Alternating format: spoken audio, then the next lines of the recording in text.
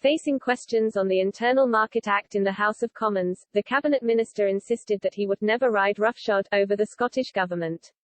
He added that it is the SNP government, not Whitehall, which is taking power from where it should not.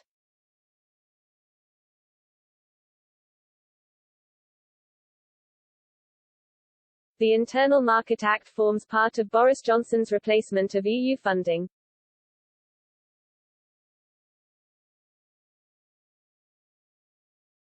It will allow Scottish Council projects to receive funding directly from the Whitehall without reference to the devolved Scottish Government.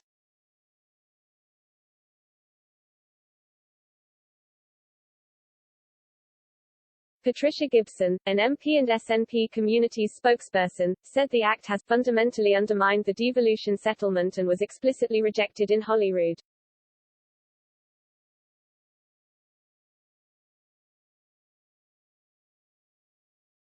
But Mr. Gove insisted there is no foul play involved, turning the blame back to the Scottish Government.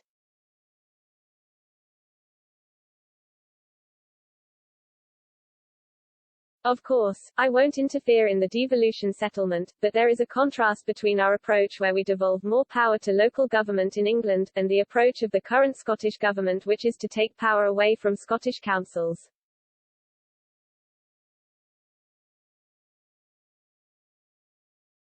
Megan Gallagher, a Scottish Tory MSP, took to Twitter to say that Michael Gove is 100% right.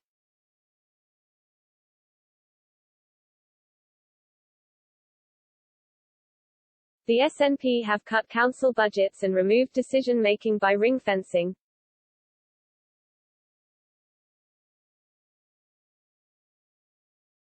Mr. Gove also claimed that a number of SNP MPs have backed bids for the allocation of funds under the Internal Market Act, including SNP councils as well.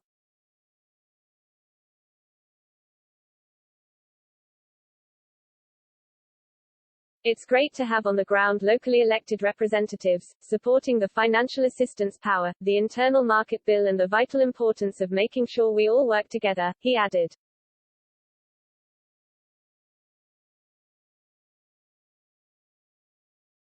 A number of Scottish councils have already placed bids for a share of the £4.8 billion fund, which is intended to improve everyday life across the UK.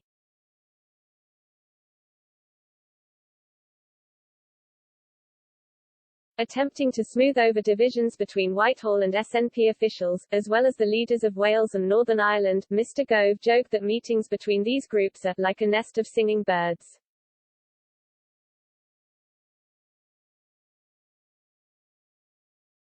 They are festivals of cordiality, and I recognise that the SNP needs to keep its activist base happy with the recitation of these grievances, but the reality is that those who serve in the Scottish Government know that we in the UK Government are their friends and partners, and Scotland has no better friend than the other citizens of the United Kingdom.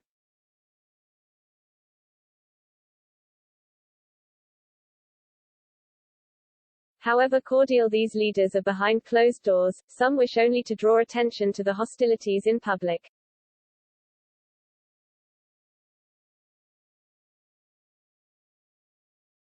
Talking ahead of the COP26 climate conference, SNP leader Nicola Sturgeon chose to push her own independence agenda and talk about Scotland's individual climate targets rather than talk about the UK as a whole.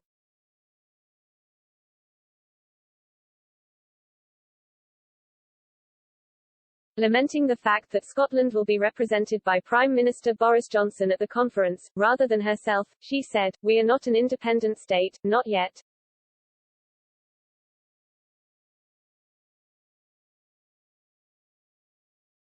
But Scottish Tory leader was quick to point out Ms. Sturgeon's motives.